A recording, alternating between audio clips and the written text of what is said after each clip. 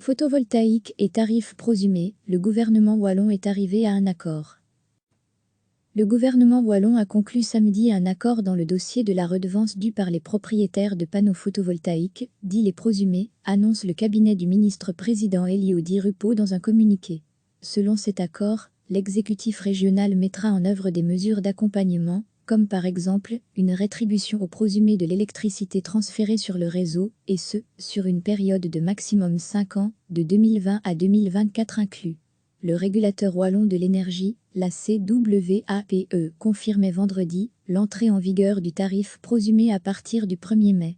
Comme l'arrêté du 31 décembre 2019, qui avait prévu un report de 4 mois n'a finalement pas été prolongé par le gouvernement wallon, le tarif prosumé doit en effet légalement entrer en vigueur ce 1er mai, avait ainsi assuré son président Stéphane Régnier.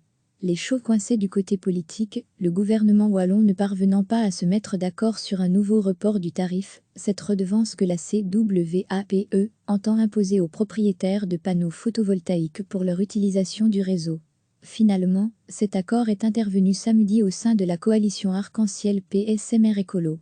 Dans son communiqué, le gouvernement wallon annonce qu'il mettra en œuvre des mesures d'accompagnement, comme par exemple une rétribution aux prosumés de l'électricité transférée sur le réseau, et ce, sur une période de maximum 5 ans, de 2020 à 2024 inclus. Ces mesures ont pour ambition de favoriser les économies d'énergie et l'autoconsommation dans le chef des prosumés, justifie le cabinet Di Rupo. Le gouvernement wallon demande à la CWAPE, en collaboration avec les gestionnaires de réseaux de distribution, GRD, d'identifier les modalités pour permettre la simultanéité, sur la facture des prosumés, entre l'application de la redevance et les mesures d'accompagnement les concernant. L'exécutif régional lui demande également de fixer un délai de non-application de la redevance, afin de permettre la simultanéité entre l'application de la redevance prosumée et les mesures d'accompagnement les concernant. Recevez chaque matin l'essentiel de l'actualité.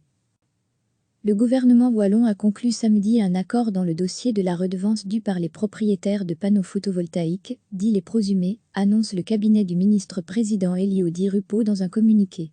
Selon cet accord, l'exécutif régional mettra en œuvre des mesures d'accompagnement, comme par exemple une rétribution aux prosumés de l'électricité transférée sur le réseau, et ce, sur une période de maximum 5 ans, de 2020 à 2024 inclus.